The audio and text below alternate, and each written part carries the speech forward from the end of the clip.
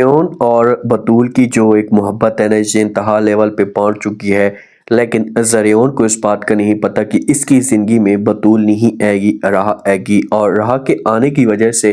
بہت سے مشکلات راحہ کے لیے بھی کھڑی ہوں گی اور زریون کے لیے بھی کھڑی ہوں گی، کیونکہ جو راحہ کا نانو جان ہوتا ہے اسے فیصلہ کر چکا ہوتا ہے کہ بھئی شادی ہوگی تو اب زریون کے ساتھ ہی ہوگی راحہ کی، جب وہ راحہ کی شادی کسی اور کے ساتھ نہیں ہو سکتی۔ جب بڑے فیصلے کرتے ہیں، عدیل صاحب کو بلایا جاتا ہے، اس کے ساتھ بھی بات کی جاتی ہے، تو آگے سے عادل جو ہوتا ہے یہ اپنے والد کو کسی قسم کا کوئی انکار نہیں کرتا اور کہتا ہے کہ ٹھیک ہے، مجھے کوئی مسئلہ نہیں ہے، آپ لوگ جیسا بھی فیصلہ کریں گے میں اسے دل اور جان کے ساتھ ایکسیپٹ کروں گا۔ تارا کے ساتھ بات کی جاتی ہے، اب ان کی بات جو ہوتی ہے یہ چلنا شروع ہو جاتی ہے، لیکن ابھی تک بچوں کو اس بات کا پتہ نہیں چلتا۔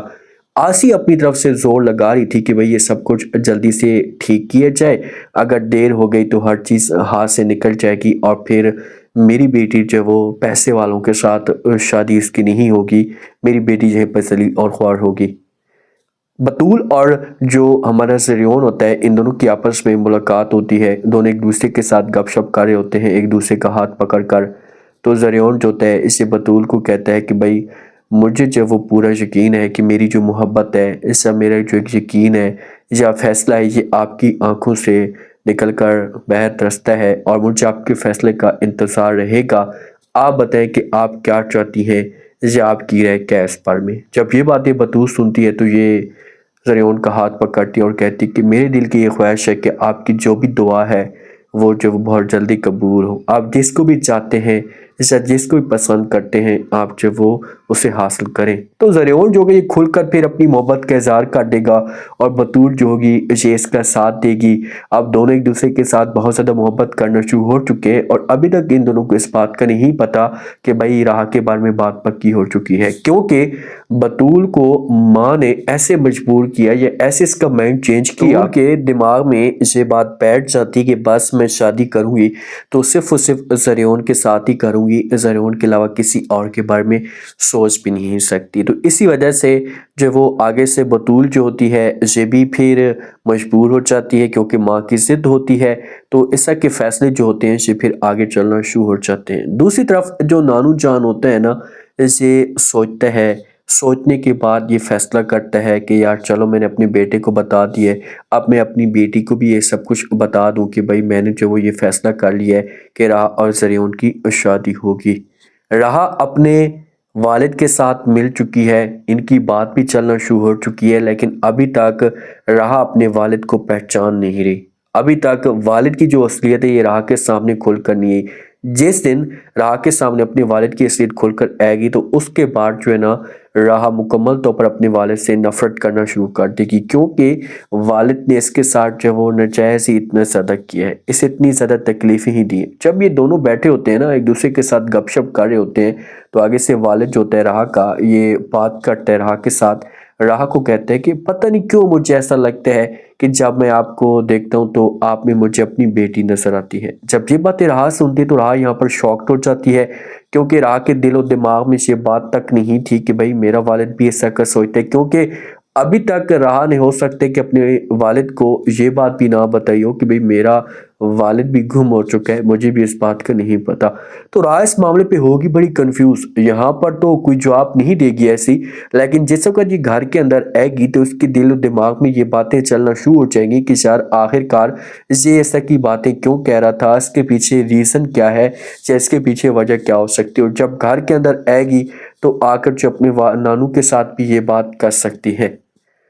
جس وقت جو وہ نانو بلائے گا نا بطول کے والد کو، اس سے بولے گا کہ بھئی میں نے یہ فیصلہ کر لیا ہے تو اب تم اس بارے میں کیا کہتے ہو، تو آگے سے جو وہ بطول کا والد بولے گا کہ بھئی مجھے کسی قسم کا کوئی مسئلہ نہیں ہے، کسی قسم کی کوئی پرابلم نہیں ہے، بس آپ لوگوں کا یہ فیصلہ ہے تو میں اسے ایکسیپٹ کرتا ہوں، آپ جو وہ جلدی سے یہ بات کریں۔ تو نانو جان کہتا ہے، جو راحہ کا نانو ہے یہ کہتا ہے کہ اچھا ایسا کرتے ہیں کہ پہلے جو وہ تارا کو یہ سب کچھ بتا دیتے ہیں، تارا کا جو وہ تارا کی سوچ چینج کر لیتے ہیں کہ وہ آخرکار کیا کہتی ہے، کیونکہ ماں ہے۔ تارا کا جو والد ہوتا ہے یہ تارا کو اپنے پاس بلاتا ہے، اس کے ساتھ بات کرنا شروع کر دیتا اور کہتا ہے کہ بھئی میں نے جو وہ راحہ کا جو وہ رشتہ یا شادی طے کر لی ہے، میں چاہتا ہوں کہ راہ اپنے گھر کو ہو جائے، تو آپ اس بارے میں کیا کہیں گی؟ کیا مجھ سے پوچھیں گی نہیں کہ آپ جو وہ میں کس کے ساتھ اتنا بڑا فیصلہ کر رہا ہوں راہ کی زندگی کا؟ تو تارا جب یہ بات سنتی تو اپنے والد کو جواب دیتی ہے، اسے کہتی ہے کہ مجھے یہ سب پوچھنے کا کوئی بھی حق نہیں ہے، کیونکہ میں نے اپنا حق ہی ادا نہیں کیا تو میرا کیا حق بنتا ہے؟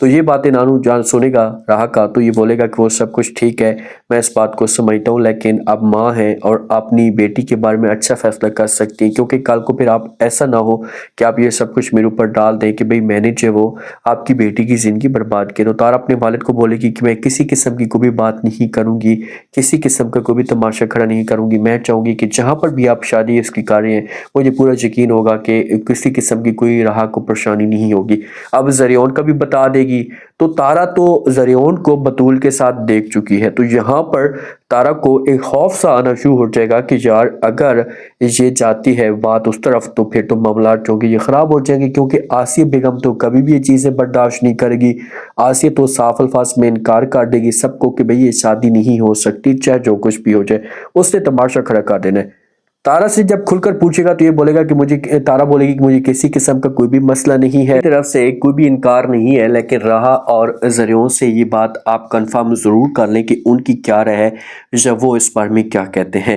تو نانو کو یقین ہوگا کہ بھئی راہا کبھی بھی اس فیصلے سے انکار نہیں کرے گی۔ اب یہ سارے کے سارے فیصلہ کرتے ہیں، تیار ہو جاتے ہیں، لیکن آسیہ کے ساتھ کوئی بات شیئر نہیں کرتے۔ یہ سب کچھ پہلے آسیہ کو بتا دیتے تو ہو سکتا ہے کہ آسیہ جو تماشا کھڑا کرتی تھی، لیکن آسیہ بڑی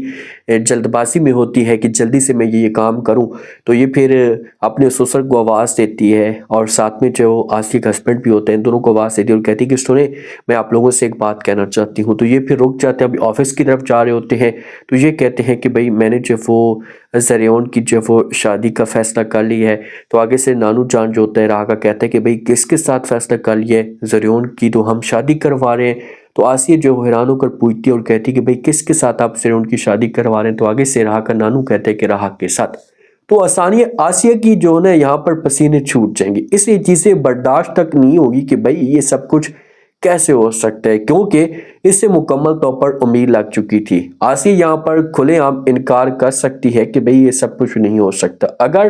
نانو جان یہ بات کہہ کر جاتا ہے، یہ اسے صاف آسیہ کو انکار کرے گا کہ بھئی آپ نے یہ سب کچھ اپنے دل اور دماغ سے نکال دینا ہے، اپنی جو وہ سوچ کو چینج کرنا ہے، کچھ بھی ایسا آپ نے نہیں رکھنا، بس جو فیصلہ ہم نے کر لیا ہے، آپ زریون کی شادی کی ٹینشن نہ لیں۔ بعد میں آسیہ اپنے ہسبینڈ کے ساتھ بات کرے گی، اپنے ہسبینڈ کو بولے گی کہ ہاں بھائی آپ یہ کیا کر رہے ہیں، آپ نے اس بارے میں ذرا بھی نہیں سوچا کہ آپ اپنی بیٹی کی زندگی برباد کریں، آپ کی بیٹی تو پسند کرتی ہے زریون کو۔ لیکن بطول کا والد جو کا یہ انکار کرے گا آسیہ کو کہ بھئی پاپا نے یہ فیصلہ کر لی، تو پلیز ہم آپ سے ریکویسٹ کرتے ہیں، التجا کرتے ہیں کہ آپ بھی اس بات کو ایکسیپٹ کر لیں اور یہ چیزیں اپنے دل اور دماغ سے نکال دیں۔ پھر یہ بطول کو بھڑکائے گی،